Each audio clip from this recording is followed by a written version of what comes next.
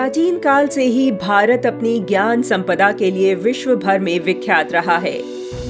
जब भी बाहरी आक्रांताओं ने भारत पर कुदृष्टि डाली, भारत की अस्मिता और रक्षा के लिए हजारों वीरों ने अपना बलिदान दिया और नारी अस्मिता के साथ साथ भारतीय संस्कृति की रक्षा की।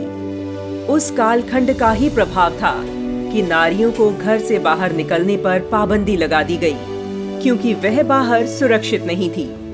इसका सीधा प्रभाव उनकी शिक्षा पर भी पड़ा, क्योंकि शिक्षा प्राप्त करने के लिए तत्कालीन समय में बाहर जाकर शिक्षा प्राप्त करनी होती थी। कम आयु में विवाह, पर्दा प्रथा जैसी कुरीतियां उसी काल की उपज थी, जिसने भारतीय समाज में जड़ें जमा ली थीं। 18वीं शताब्दी में भारत में अंग्रेजों के विरुद्ध राष्ट्रवाद का उदय होना प्रारंभ हो गया था। भारत का बौद्धिक वर्ग अपने अपने स्तर पर राष्ट्र उत्थान के लिए कार्य करने में समर्पित भाव से लगा हुआ था। उस समय भारत में स्त्री शिक्षा की स्थिति को लेकर एक क्रांतिकारी परिवर्तन हुआ। तत्कालीन विपरीत परिस्थितियों में नारी शिक्षा के लिए क्रांति पैदा करने वाली एक महान नारी का उदय हुआ, जिन्होंने भारत की बाधित की गई नारी शिक्षा को समाज में पुनः स्थापित किया और उन कुरीतियों को उखाड़ फेंका। वह महान नारी थी सावित्रीबाई फुले।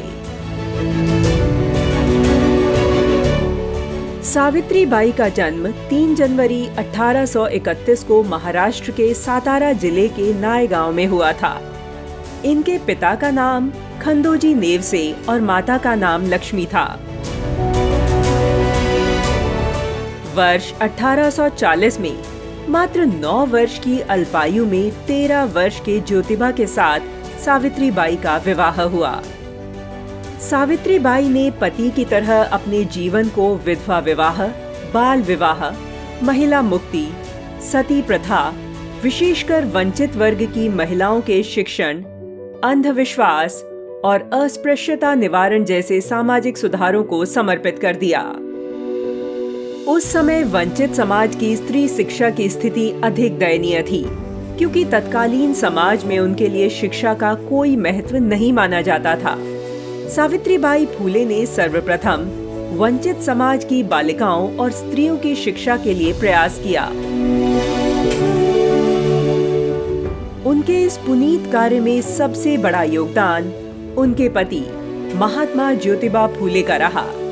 महात्मा ज्योतिबा फुले इस बात को समझते थे कि बालिकाओं को पढ़ाने के लिए उनके अभिभावकों को तभी राजी किया जा सकेगा जबकि बालिकाओं को पढ़ाने वाली भी एक शिक्षिका हो। इसलिए उन्होंने सर्वप्रथम सावित्रीबाई फुले को शिक्षित एवं प्रशिक्षित कर इस योग्य बनाया कि वह एक शिक्षिका के दायित्व का निर्वहन कर सकें।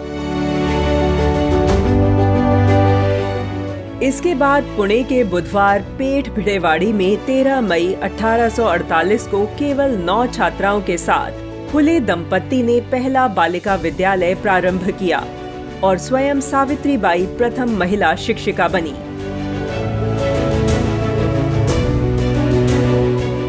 इसके साथ उन्होंने 17 नारी विद्यालय और खोले। समाज में व्याप्त कुरीतियों को दूर करना इतना आसान नहीं था।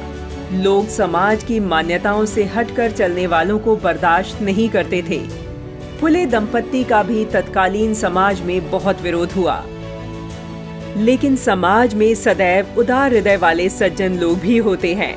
ऐसे अनेक लोग फुले दंपत्ति के समर्थन में भी थे, जिससे उन्हें इस कार्य के लिए बल मिलता। फुले दंपत्ति को धीरे धीरे समाज का सहयोग मिलने लगा और परिणाम स्वरूप 1852 आते आते पुणे महानगर की विभिन्न बस्तियों में 18 बालिका विद्यालय प्रारंभ हो गए।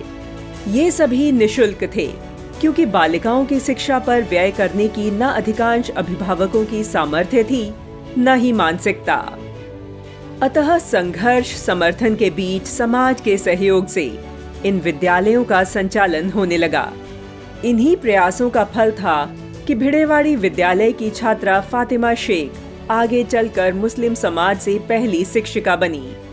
फुले दंपत्ति का कार्य केवल स्त्री शिक्षा या अस्पृश्यता निवारण तक सीमित नहीं रहा।